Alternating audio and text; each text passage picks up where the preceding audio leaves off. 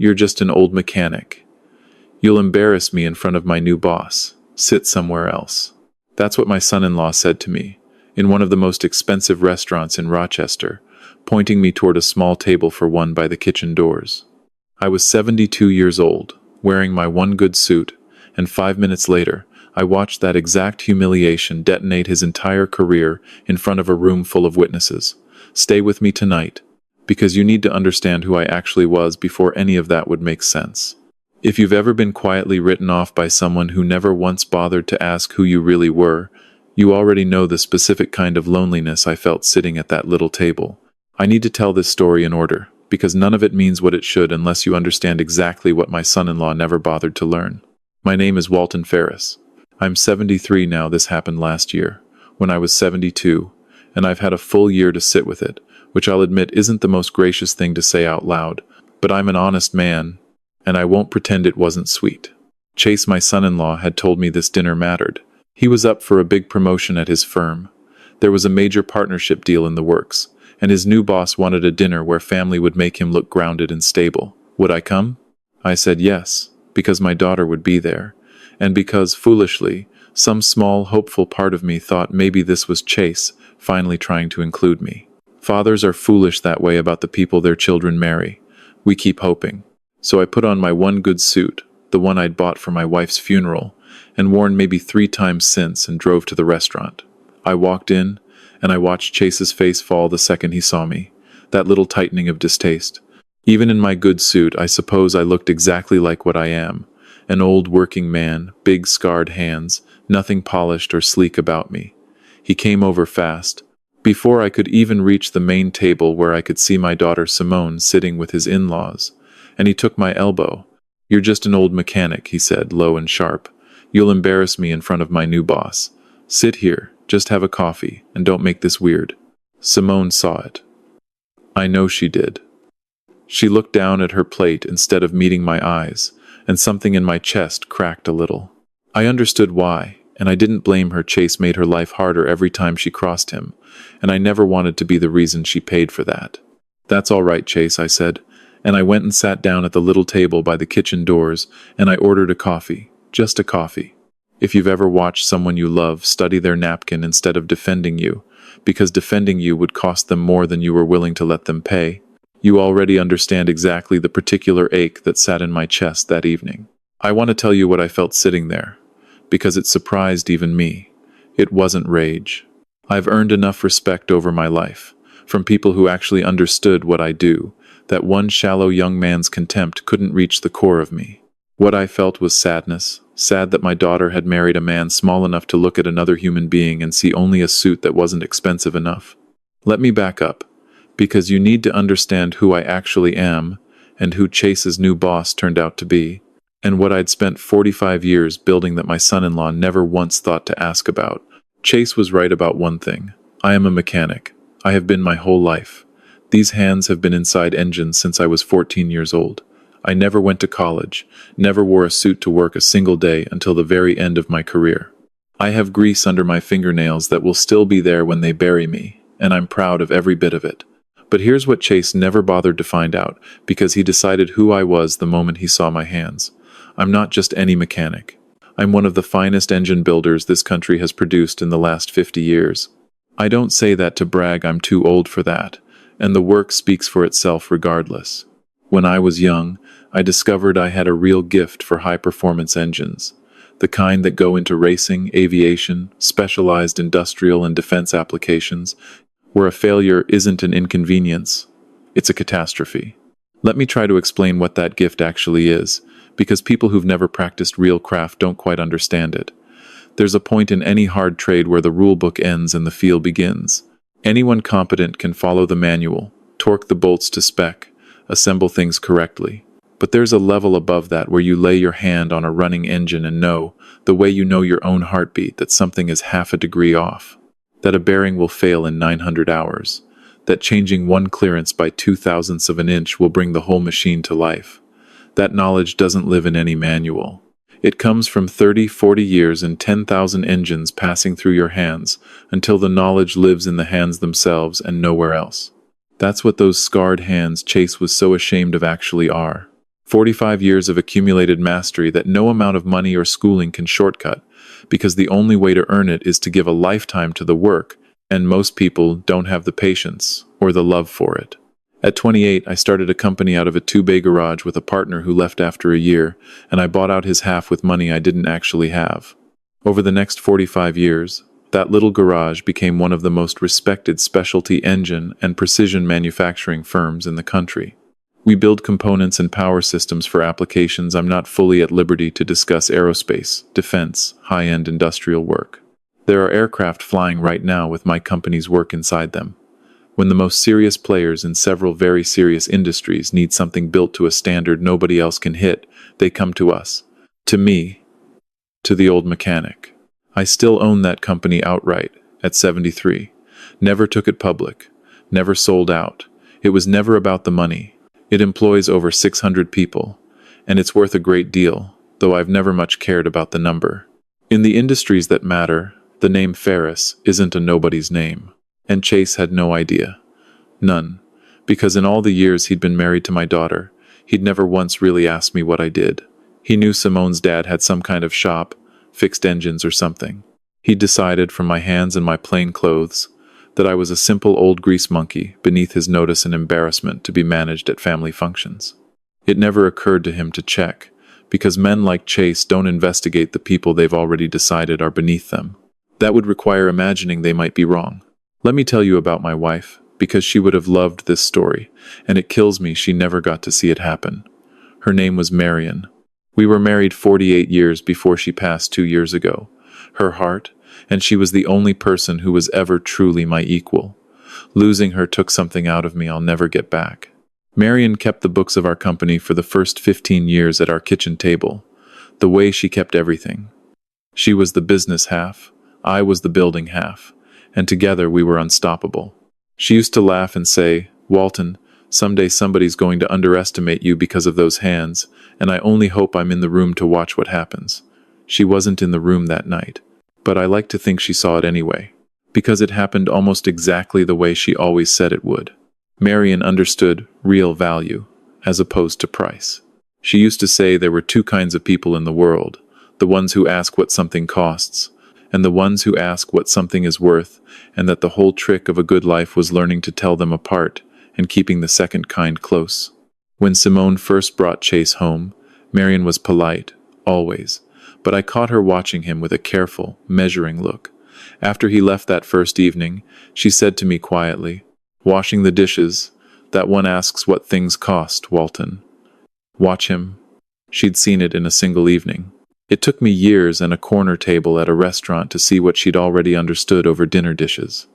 God, I miss her judgment. I miss all of her, but I miss that most because the world is full of shallow men, and she could spot one across a room in a heartbeat. I want to tell you about Simone too, because I don't want you thinking badly of her, and this story is, in a strange way, partly about getting her back. Simone is 36. She's a good, kind, gentle person who married the wrong man. It happens. Chase was charming when they met. Men like him always are. Charm is their whole toolkit. By the time his real nature showed itself, they were already married. And Simone is the kind of soul who tries to make things work, who blames herself, who keeps the peace at her own expense. Over the years, Chase had slowly made her small, made her doubt herself, made her afraid of his moods. I'd watched it happen from a distance. With a growing anger I kept swallowing, because every time I tried to say something, it made her life harder afterward. So I learned to stay quiet, to bite my tongue, to watch my son-in-law belittle my daughter and belittle me, and say nothing, for her sake, for years. That matters, because it's why what happened at that restaurant wasn't something I engineered.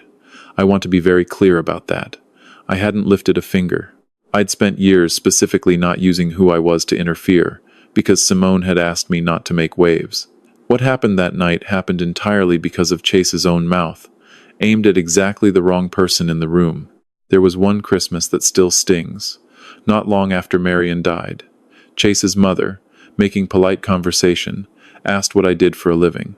Before I could answer, Chase jumped in with a little laugh. "Oh, Walton tinkers with cars. Got a little shop. Basically retired now." Everyone nodded. The conversation moved right along. I said nothing, because Simone shot me a look that begged me not to, and I loved her more than I wanted to defend myself. 600 employees, aircraft flying with my work inside them, contracts with names I couldn't say out loud if I tried, and my son-in-law introduced all of it as tinkers with cars.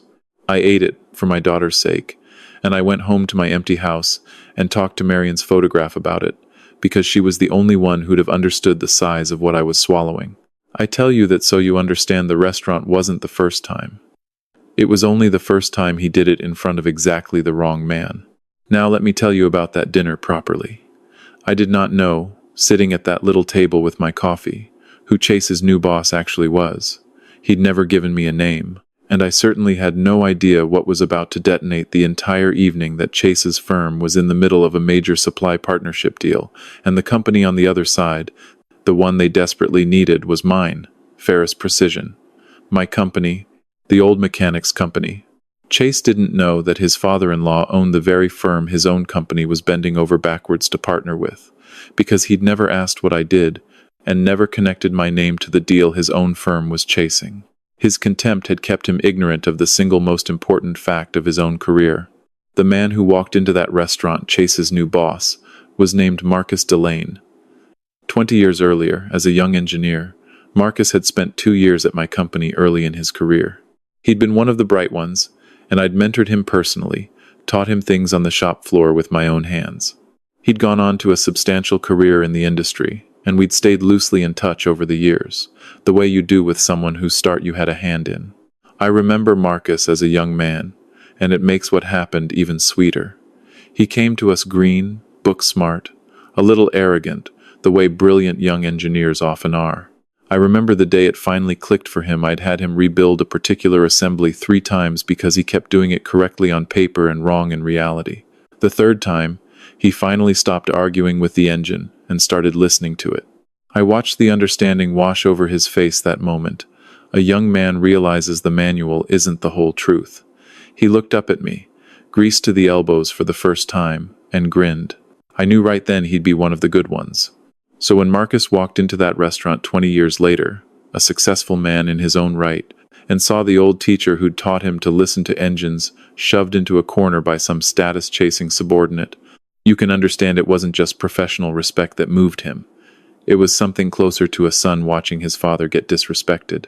Marcus had arrived a few minutes early, and had been standing near the entrance, checking his coat, unnoticed, when Chase steered me toward that little table by the kitchen. He saw the whole thing.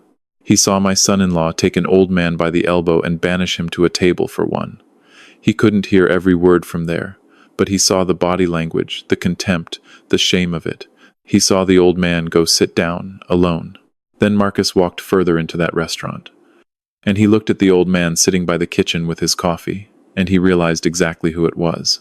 I want to slow this next part down, because it's the part I've replayed in my mind every single day since, and I still can't quite believe I got to watch it happen with my own eyes.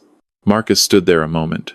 I watched something move across his face: recognition, then something like disbelief, then something close to joy. He walked across that entire dining room, past Chase, who was already standing, hand outstretched, and Marcus walked right past it, past the main table entirely. He came straight to my little table. He stopped in front of me, and his face was full of something I'll never forget, joy tangled up with disbelief. "Mr. Ferris," he said, loud enough for that whole silent room to hear. "My God, I didn't, sir. It is an honor. It is genuinely an honor. I stood up, because you stand up for people who've earned it." "Marcus," I said. "Look at you.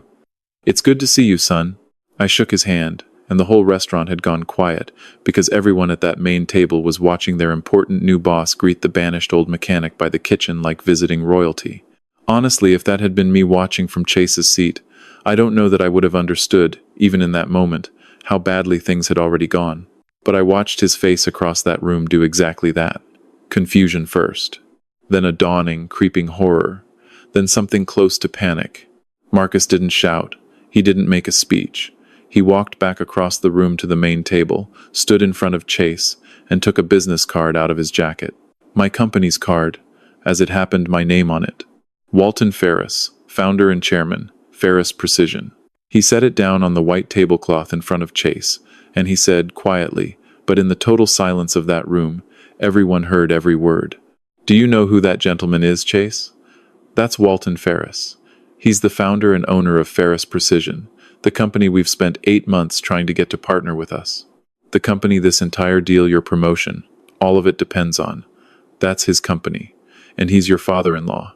And I just watched you put him at a table by the kitchen, because you were ashamed of him. That's when my son-in-law's face went completely white. I had a clear view of the whole table from my little seat by the kitchen, and I've never seen anything quite like what happened next. Chase's own parents sat frozen, their faces cycling through confusion and then a kind of second-hand horror, as they understood their son had just done something catastrophic. His mother put a hand over her mouth. And Simone, my Simone. I watched my daughter's face do the most complicated thing I'd ever seen on it.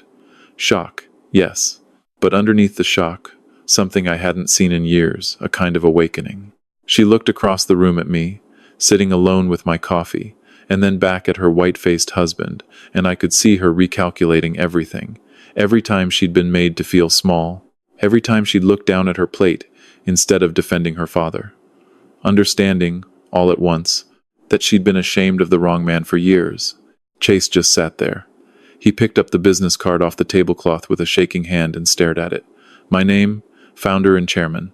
I watched him read it 3 or 4 times, as if it might somehow change, as if there'd been some mistake. There was no mistake.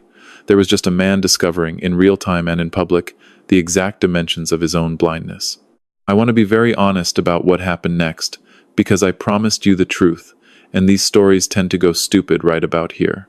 Marcus did not fire Chase on the spot. There was no termination notice slid across a tablecloth. That's not how any of this actually works. There was a business card, and there was the truth spoken plainly, and it turned out that was more than enough. What actually happened afterward was quieter, and I think far more devastating. The promotion simply evaporated not through any dramatic announcement, but the way these things usually don't happen, quietly, without fanfare. Marcus wasn't going to elevate a man he'd personally watched publicly humiliate a person he assumed was powerless. That single act told him everything he needed to know about Chase's character, and you don't hand more power to a man like that. Marcus told me later, when we spoke properly. Walton, I didn't need to do anything to him. He did it to himself. The moment I saw what he did to you, I knew I could never trust him with anything or anyone. The partnership between our two companies went ahead. Marcus is a professional, and business is business, and he wasn't going to blow up a good deal and hurt 600 of my employees and however many of his own over one contemptuous young man. But it went forward without Chase anywhere near it. He was quietly moved off it. His star, which had been rising fast, simply stopped rising, because everyone who mattered now knew exactly what he was, and in a tight industry that kind of thing travels. I want to be honest about why that's fair, because I can imagine someone thinking it's harsh, that one bad night cost a man his momentum. Here's the thing, it wasn't one bad night. It was one revealing night. Chase didn't snap under stress in a moment of weakness that happens to anyone, and it's forgivable. What he did was calmly, deliberately, in a good mood, with plenty of time to think it through, choose to humiliate a person he believed was powerless, in order to protect his own image. That's not a mistake. That's a window into exactly how a man treats people when he thinks it's safe to be his true self, and the whole point of that window is what it tells you he'll do to his own staff, his own reports, anyone he ever gets real power over. Marcus understood that instantly, because he'd spent his whole life around both kinds of people. You don't hand more power to a man who abuses the powerless. That's not vindictiveness. That's just sound judgment about character. Chase's contempt didn't just insult me. It was a job interview, and he failed it spectacularly, without ever knowing he was in one. I didn't do any of that, and I want to be clear about it. I never made a single call, never asked for a single consequence. I didn't have to. Chase detonated his own career with his own mouth, in front of exactly the wrong man, and all I did the whole time was drink my coffee. That's the part I'm proudest of, honestly.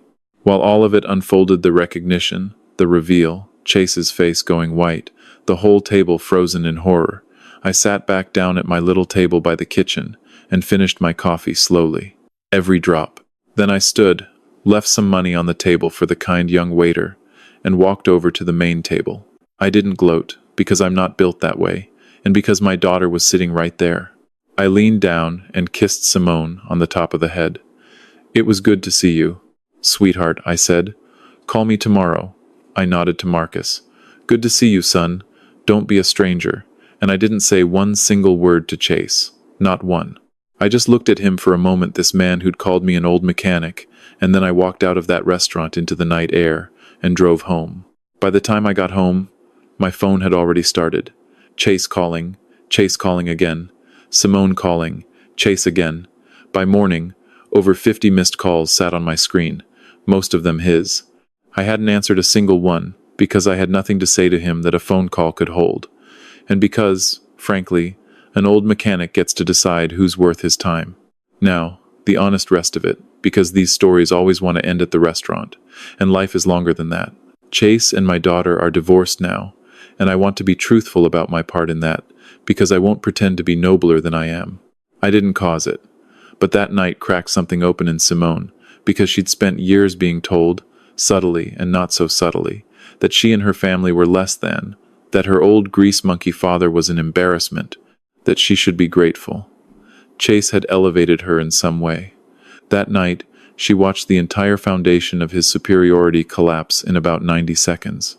She watched her supposedly embarrassing father treated with more genuine respect than her status-obsessed husband had ever earned in his life, and something in her shifted permanently. She called me the next morning, exactly as I'd asked, and we talked longer than we had in years.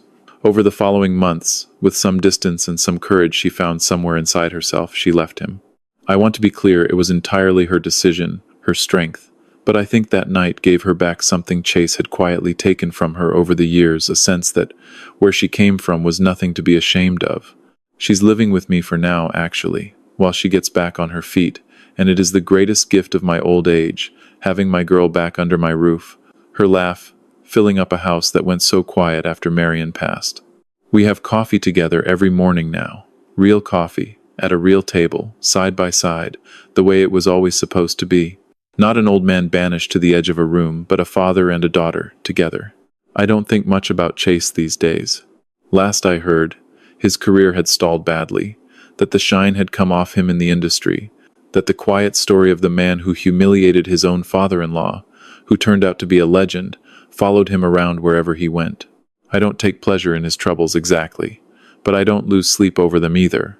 He made his own bed, with his own contempt. Marcus and I are back in proper touch now, and it does my heart good. The partnership between our companies has gone well. Every so often we sit down for dinner at a good table in the middle of the room, and we talk shop. 2 engine men, one old and one not quite as old. And it reminds me that the respect that actually matters comes from people who understand what you truly do, not from anyone impressed by the price of your suit. This story taught me something I keep coming back to, so let me leave you with it. My son-in-law called me just an old mechanic, and he was right, that's exactly what I am. Big scarred hands. Grease under the nails. No degree. A plain man who spent his life building engines. He had that part completely correct. What he got wrong, catastrophically, career-endingly wrong, was the word just. There is no just about mastering a craft. There is no just about being one of the best in the country at a genuinely hard thing. There is no just about 45 years spent building something real with your own 2 hands. If there's one thing you take from tonight, let it be this. Be very careful with the word just. The just a janitor might have more integrity than everyone in the boardroom put together. The just a waitress might be putting 3 kids through school entirely on her own. The just an old mechanic might be a master of his craft, whose name is spoken with reverence by people you'll never be important enough to meet. When you dismiss someone as just anything, you're not really describing them. You're describing the smallness of your own vision. And here's a question worth sitting with tonight. Is there someone in your own life you've quietly filed away as just something, without ever asking a real question about who they actually are? I'd genuinely love to know if you've ever been underestimated the way I was, and watched someone realize, too late, exactly how wrong they'd been. Drop a 1 in the comments if you think I handled that whole evening exactly right. Drop a 2 if you think I should have said something to Chase before I walked out that night. Or drop a 3 if you think Marcus should have gone even further than he did. Tell me where you're watching this from tonight, and what time it is where you are right now. And if you've ever had someone underestimate you the way Chase underestimated me, I'd love to hear that story too. If this one meant something to you, hit subscribe, because there are more stories like this one coming, about quiet mastery, quiet dignity, and the people who never see it coming until it's far too late. Thank you for sitting with me through this one. I'll see you in the next one. This is a fictional story inspired by real emotional experiences. Fully rewritten and reimagined in Rochester, New York to create original content. Any resemblance to real people or events is coincidental.